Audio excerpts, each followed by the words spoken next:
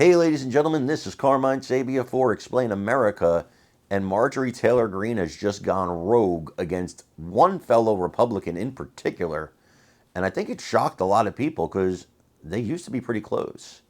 Before we get started, please make sure you like, comment, share, and subscribe. Those little things really help us out, and they help our channel continue to grow.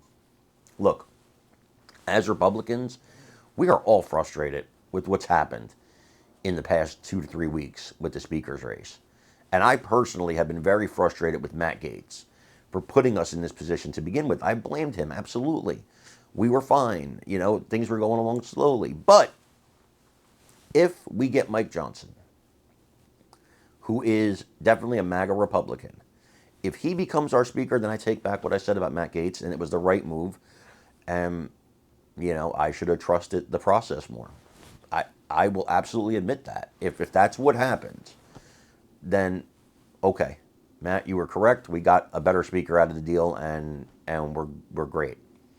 But I think a lot of Republicans are still concerned, and I'm still concerned, with the damage that was done by not being able to elect a speaker this long and how it makes the party look, especially heading in to the 2024 elections for president, for House, for Senate. It makes it look like a party that can't govern. Now, can that be forgotten over the course of the next year? Maybe, and probably, but Democrats will most likely use it in their campaign ads, and it could be very effective. Well, Marjorie Taylor Greene, she's furious about it, and I want you to take a look at what she had to say.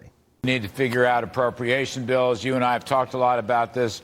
Handicap the race for me. Who is possible is going to pop up or pop down, or when can we have a speaker, Marjorie? Well, Larry, I totally agree with you. We have to accomplish all those things. I'd like to remind everyone with a history lesson. Back in 1855, the Congress went 2 months with 133 ballots trying to elect a Speaker of the House. Maybe that's what we go through again, because I think, and I would argue, the GOP is going through a big change, and it needs to be an America First change. That's what Republican voters want, and that's what the American people want, and that's what our country needs.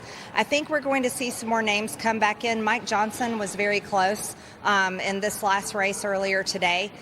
We saw Byron Donalds running, but he also admitted to the conference that he had negotiated with Kevin McCarthy for himself to have an office in the Capitol. That was something that turned off our conference big time. We saw Kevin Hern, big conservative chairman of the Republican Study Committee, was also getting votes. So we're going to have to get back in the room and see who's willing to run and be a candidate for speaker.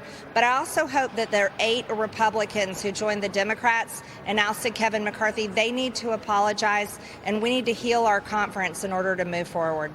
Marjorie, I'm so old. Now that you remind me, I remember the 1855 thing. I was around. I was a bit young at the time, but I was a researcher for Abe Lincoln in those days. But in all seriousness, what you say is important. I'm not going to pick winners. Now, it's interesting because we all love Marjorie Taylor Greene. Matt Gaetz is a favorite among our people too, right?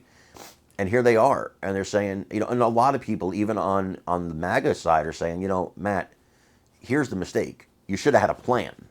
You can't just get rid of the speaker and not have a plan. And if that's the only lesson that comes from this whole thing, then that's a good thing. So we never do this again.